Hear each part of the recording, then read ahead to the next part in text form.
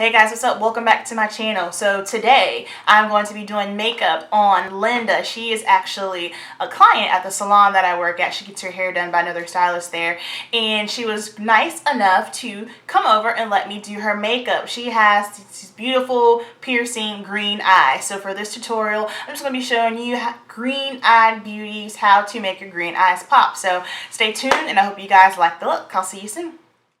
Alright, I'm starting off with the Kat Von D High Voltage Eye Primer. I'm just putting that all over her lid and up in the crease and blending that out with my finger. This is my favorite eye primer ever of all time. I will not use anything else because I believe there is nothing better than this. So, good job, Kat Von D. After that, I'm just going to fill in her brows with some powder here, just some dark brown, pulling it through in the sparse areas and then using the spoolie to blend that out.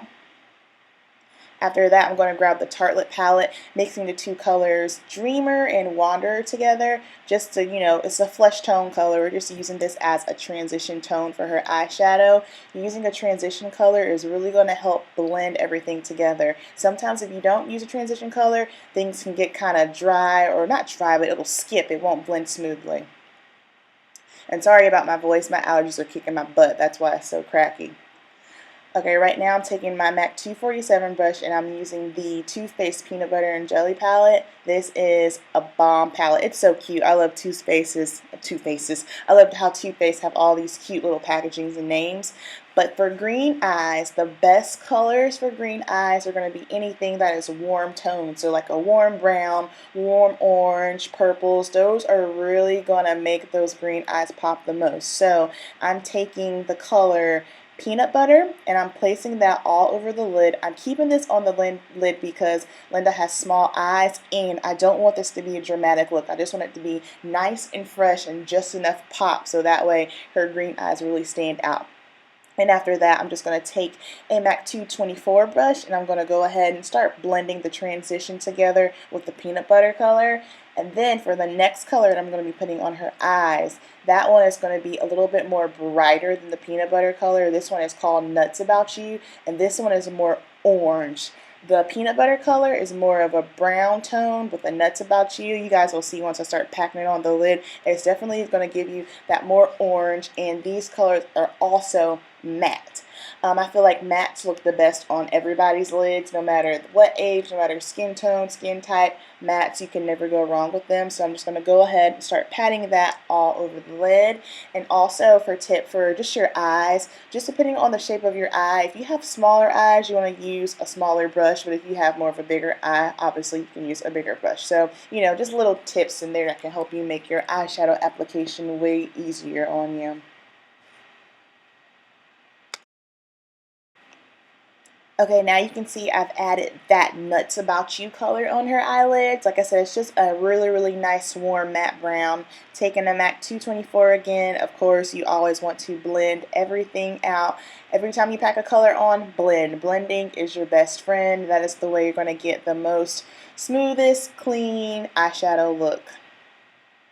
So after we blend that together, now I'm going to grab the Tartelette in Bloom palette. I'm picking up a color called Activist, and I'm using a 217 brush. This is a really, really deep dark, but it's a warm tone purple, and it's only going right in the outer corner of Linda's eyes. She has really small eyes, so like I said, I don't want to take this up too high because it can make her look like she has a black eye, and also I don't want to shrink her eyes.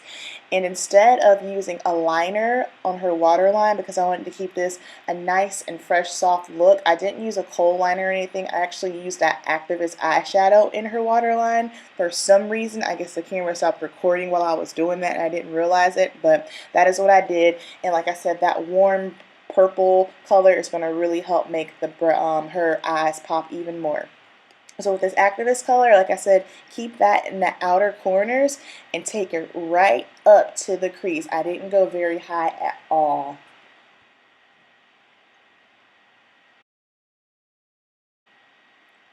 Now I'm back to the peanut butter and jelly palette. I'm taking the color Peanut Brittle. This is again another orange warm tone shadow, but this has really pretty like shimmer gold reflex in it, and I'm popping that right in the center of the eyes. I love popping just like a little bit of a shimmer in the center of the eye.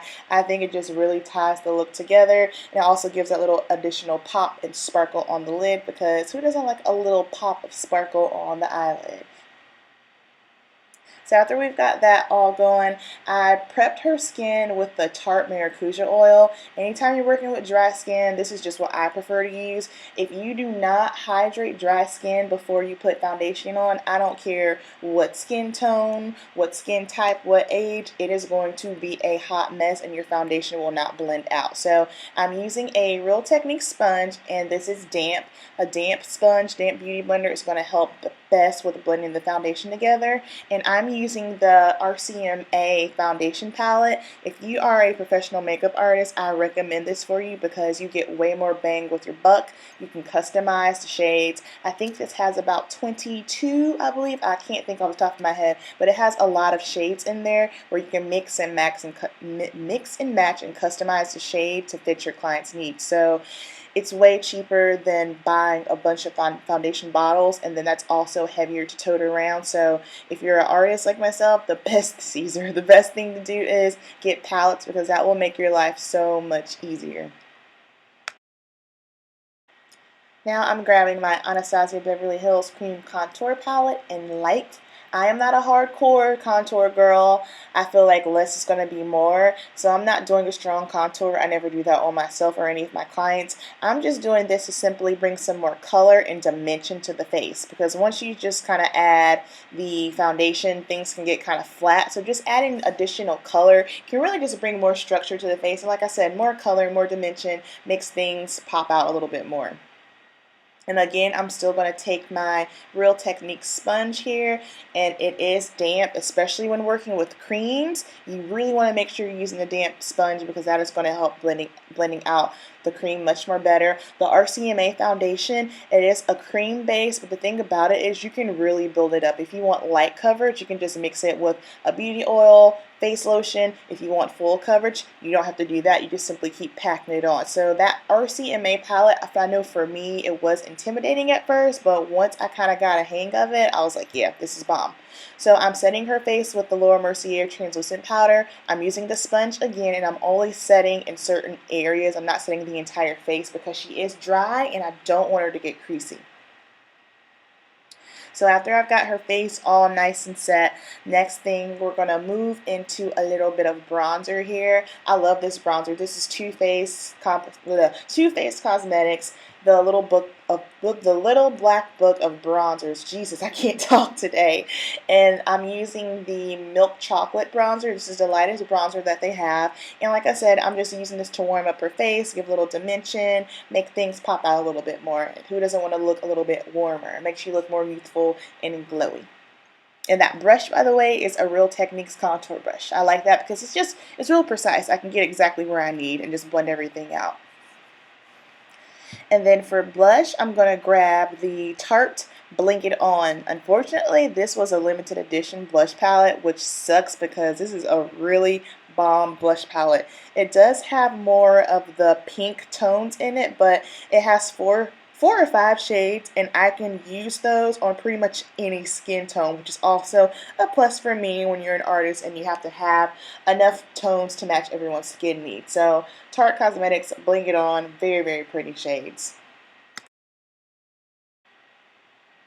And because I want to keep this, nice and light and fresh, just really focus on the eyes, I did not use black mascara. I just picked up a brown mascara because I don't want it to be a harsh or smoky. If it was more dramatic or smoked out, then I'd use black, but I decided to go with brown mascara today. And after that, I'm just going to line her lips with MAC Lip Liner in Fruit Cocktail. This is a really fun, flirty lip color. After I have that lined, it's like a peachy, orangey tone. Then I'm going to grab NYX Butter Gloss and Strawberry Cheesecake. This is a really fun, warm, corally, hot pink kind of lip gloss. And those two mixed together is just one of my favorite lip combinations. Looks bomb. Love it. And it's perfect for spring, perfect for summer. So that concludes this little quick tutorial on how to make green eyes pop. So here's the finished result. Nice warm tones and a pink lip. Alright guys, so that completes the look on how to make green eyes pop. I hope you like this video. If you have any questions, please feel free to leave your comments below. Thank you so much for watching, and I'll see you guys soon in my next video.